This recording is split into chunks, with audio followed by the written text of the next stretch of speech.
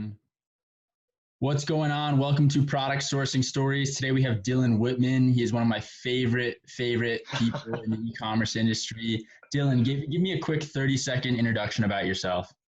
Sure. Yeah, I'm Dylan. I'm actually not homeless. Want to clarify, this is Corona attire. But my name's Dylan. I'm an entrepreneur here in San Diego. Live over in Mission Bay. Married to someone also in the e-commerce industry. I have been in both the agency world, founder of what's now BVAccel. I have a SaaS platform that does text message marketing called Retention Rocket. And then I've opened a few of my own e-commerce stores, a supplement brand, a CBD brand, and a beef jerky company. That's amazing. And for those tuning in, Dylan is like the OG e-commerce guy. I mean, he's giving himself a low-key intro, but I mean, you see this guy at e-commerce events and there's hundreds of people lined up just I don't know about that, dude. Dylan, I want to talk about the early days. You know, I know now you're running quite a few brands, but I want to know, what was the first product you ever manufactured? So that was the jerky. It was the first one we did, and we started working on that from concept before I even sold BVA. And we were working on it, and so yep, that was the one. Got it. And how did that go? Walk us through the process. So it was interesting because how that started was there's a place in San Diego called Cowboy Star restaurant, which is a favorite of a lot of entrepreneurs go there, and I as well was a regular. And they had started making this beef jerky, and they put it at the bar menu. And I was eating it, and I kept ordering it. I was like, I got to know the owners over 8 years of being there, and I said, let's turn this into a product. Like, this should be something out in the world for sale. And so we struck out kind of a 50-50 joint venture where we would market and take this out there. So we had a product to work with. That was both great, but also a challenge, because what you can do in a restaurant is not necessarily what you can do at scale in a factory. So what we did was we went out and started looking for beef jerky manufacturers. And the first place we started was Google, because it's not really that easy to do. Now, we did have our meat supply figured out, because we used the same meat supplier that supplies the restaurant. And we knew that was really great. It was top quality. They had already sourced that. That's Snake River Farms. That's over in Idaho. And they were well known. But then we had to figure out how to turn this into the jerky at scale. And we used Google, and we found a place. The first place, we found a bunch of places and called them everywhere from East Coast, West Coast, wherever. And then we found a place that was up near Reno. And we thought, okay, this is ideal. Quick flight from San Diego. Everything should be good. And Andy, who is a partner in the jerky company as well, and Angie and John, the owners of Cowboy Star, they flew up there and went and met with it. And Andy told me that he started getting concerned. They were like driving way out into the middle of nowhere. And they pulled up to like what looked like a house. And then they like walked through the house, and then there's like this giant jerky manufacturer in the back. And he said it actually ended up looking okay. And they were FDA inspected daily, so they were a legit facility. And so we started the product development process with them. And am I getting ahead of myself, or can I? No, this is a great story. I mean, there's a lot of people tuning in that want to produce food and supplements. So this is super interesting. I mean, people think like there's some magic wand you wave and you find your factory. Like, you and your team literally had to go out to the middle of nowhere to find this facility. It's a fantastic story. Yeah, 100%. So they go out there, and I think they got comfortable. They got to a point where they got comfortable and said, okay, kind of in the middle of nowhere, not what we expected, but looks reasonable. And they had legit customers, major jerky brands that you've heard of in the grocery store. So we started the process with them, and the goal was to replicate the jerky that we had in the restaurant. And we went through a few different batches, and we kind of got close. Everything seemed fine. And then all of a sudden, the communication just completely fell apart from there. Oh, no.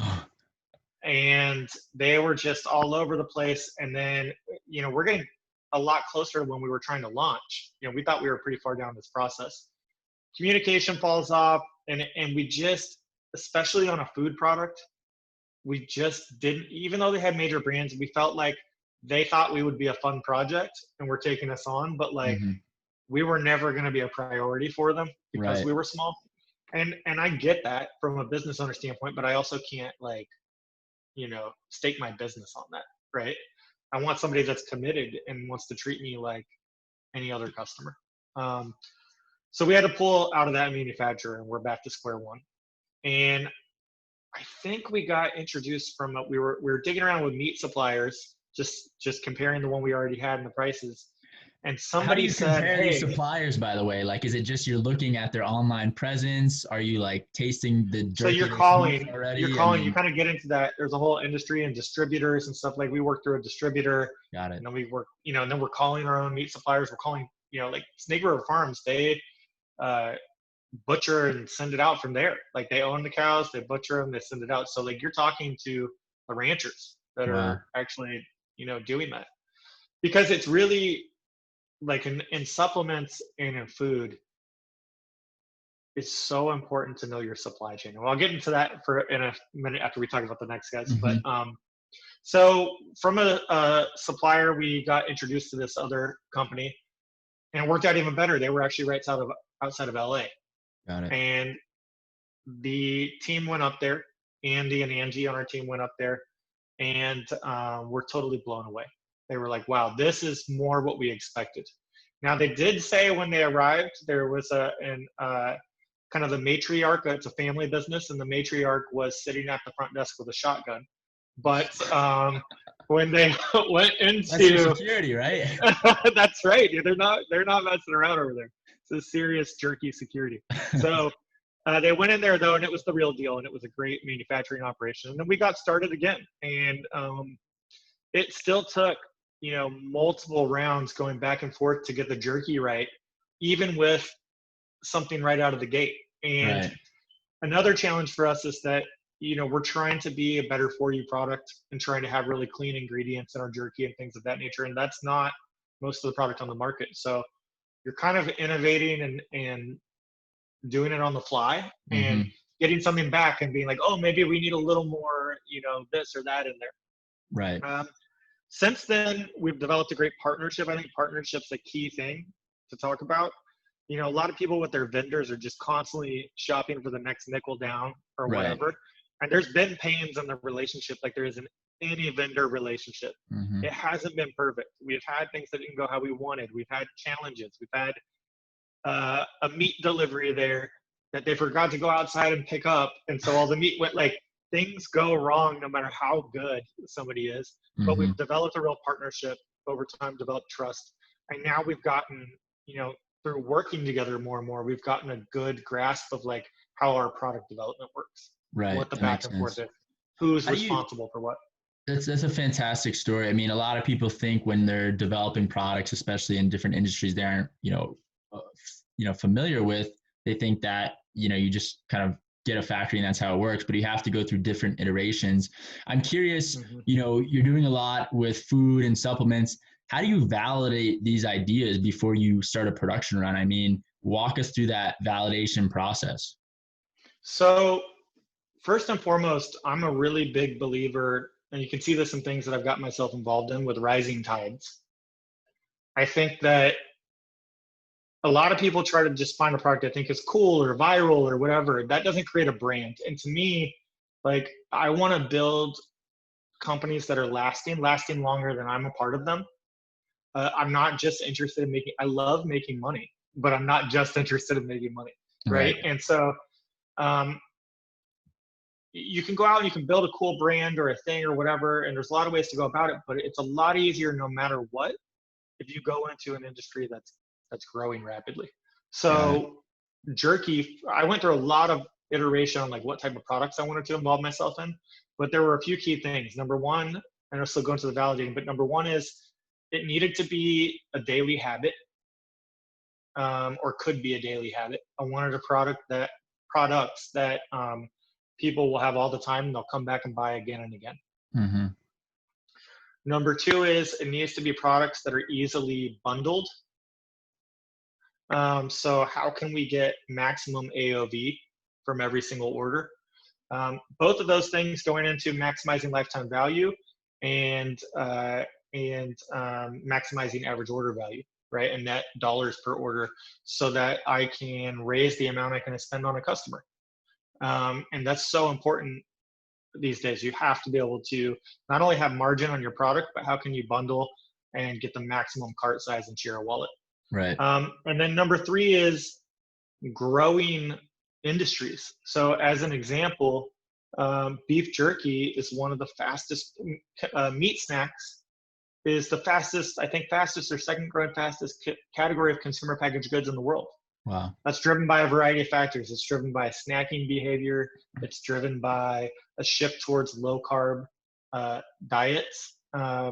And all these things and high protein, all these things have driven meat snacks to be a really growing category. So I looked at that and I said, okay, I've got 100 ideas of products, but here's a product that somebody can regularly get and they'll subscribe to. It's something that is growing really rapidly, and it's something that really lends itself to bundling as you get 4, 5, 6 flavors going, right? And selling that online.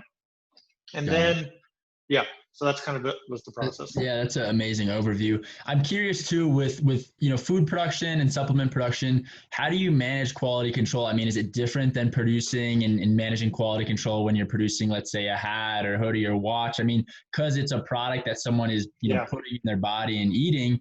What does that quality control process look like? Yeah, so for jerky, there's a lot of things that have to happen. There's a lot of moving parts. That was another thing I liked about it. There's, these days you can get into any business you want. You can find the information if you're willing to put in the work.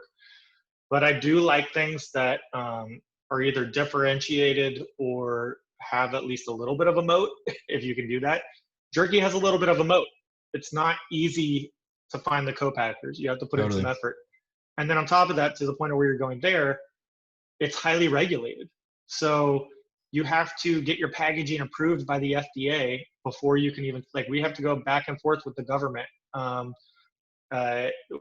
the government shutdown happened, that became an issue for us because we couldn't get our packaging approved. Wow. Or USDA, or one of the two. I can't remember which one it was. It's one of those two. But we couldn't get our packaging approved, so it took a while, and it was an issue. But I think it's 2 key things. It's making sure you're in compliance with whatever governmental regulations. Because if you're meeting those standards, you're going to be good. Got it. And secondly, you better trust your partner. Right. And really make sure that they run a tight ship. I think that particularly for new entrepreneurs, if you've been burned before, you know better. New entrepreneurs want to feel like they're stumbling into a great circumstance at all times. They meet some manufacturer and they ignore every red flag because it's like, I found what I need. They just want to move. You know what I mean? You've seen it 100 times. Yeah. They just want to move, and they ignore all the things that they know the questions they should be asking because they want it to be the right thing. It's like a new relationship for some people, right? Yeah. I love this girl. And the next day. Yeah, exactly. But then oh, maybe I should have thought about this, this, and this. But you really have to trust them, because at the end of the day, they have their own business consequences. But ultimately, if the product has a problem, if somebody gets sick, if something bad happens, you're done. And that's on you. That's your brand. Nobody's heard of that co-packer. They'll come back. Right. But that's it for you. Yeah, that makes a lot of sense. And I'm curious too, with the food and supplement industry, I mean, how are you handling third-party logistics? Is it shipped from these, co-packers, or how does that work with, food and supplements? Yeah, so I'm on the supplement brand. I'm personally shipping everything every day. Great. That's awesome. And I want to touch on that because, guys, Dylan is like an OG, and to see him, really hand these packages out and put them in, the shipping carrier's hands. I mean, it goes to show when you're starting out, you got to do it. When you do it yourself too, all the numbers behind your logistics. Right. You probably know how much it costs to ship any one of your supplements anywhere in the country, if not in the world. I mean, that's so key to starting out, is knowing your costs. And when you do it yourself, everything. 100%. And not only that, it's knowing that every single thing has the little card I wanted it with the stickers, and the stickers placed right here and all this. We didn't create an overwhelming unboxing experience, but I want things to be consistent. you know. Totally. And there's a lot, and there's something special about shipping out your products every day from a motivation standpoint. When you now on the jerky, I was going to say we do have a 3PL. We work with shout out Alex Kane at Shipping Tree. They've been actually doing a phenomenal job for us, and really helped us a lot. And they do the jerky, and that's fine. But on the supplement, that's kind of already going, and Andy's running that mainly now, and it's kind of got its legs. But on the supplements, like I'm doing everything on that brand right now. Cool. Everything. That's awesome. And That's so, fantastic. yeah, but it's good because that keeps me motivated when I wake up in the morning and it's like, okay, I got to go ship these out. I got to stop. It's like, it makes it a lot more tangible, and it's really easy to forget that if it's out of sight, out of mind. Yeah. It's easy to forget that. Yeah. What's one tool in your business or in your supply chain that you couldn't live without?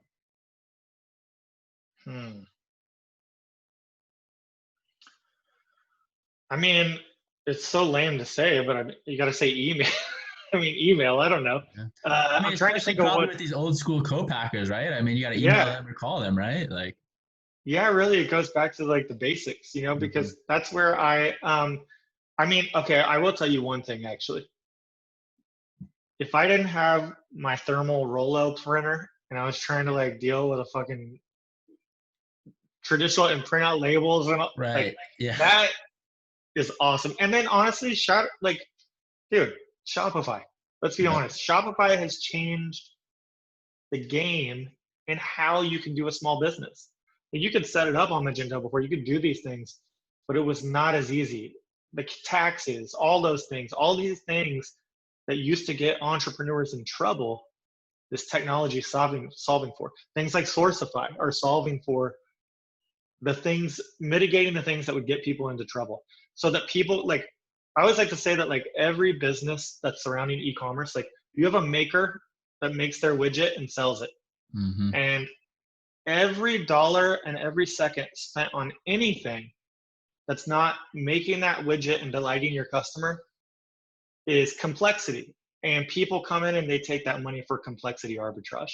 You know what I mean? Yeah. And so the goal of technology ultimately then is to solve for that complexity so we can get down to the point where 100 years from now, it's like magic. They make something and it's sold, and then somebody comes and picks it up and it's fucking done, right? Right. But in the meantime, you got all these tools, and Shopify, Sourcify, all these ones are getting rid of this complexity. Got it. That's amazing. So I know you have so much going on already, but you know, what's next for you? I mean, are you going to launch more brands? I mean, I know you have Chillis Capital going on as well. Yeah. You know, you're investing in a few different e-commerce companies and software companies. Yeah. You know, what's next, or what are you most excited about? So for the past year, I've been working on kind of this business that I'm launching, but I can't talk about it yet. All right. Well, but this stuff I'm enjoying doing the brands and stuff. And a big part of that for me was like dog fooding, like getting in there and not just one, but have a few different brands where I'm trying different things out and stuff. So that as I'm doing, like, there's a lot of people who run e-commerce service companies and SaaS companies who have no experience ever actually running a brand. Right. So that's what that's about. But also it's been kind of thinking about like what is going to be the next really big thing, because I want to make more of an impact than I did with the last business. Cool. Awesome. Dylan, thanks so much for sorry to ramble there. Yeah, no, that's fantastic. Thanks so much for coming on Product Sourcing Stories. You know, if people want to reach out or get in touch or, you know, shop with any of your brands, where can they find you? Best place is LinkedIn. Easiest place. Awesome. Cool. Dylan Whitman, There you have it. Thanks again for hopping on.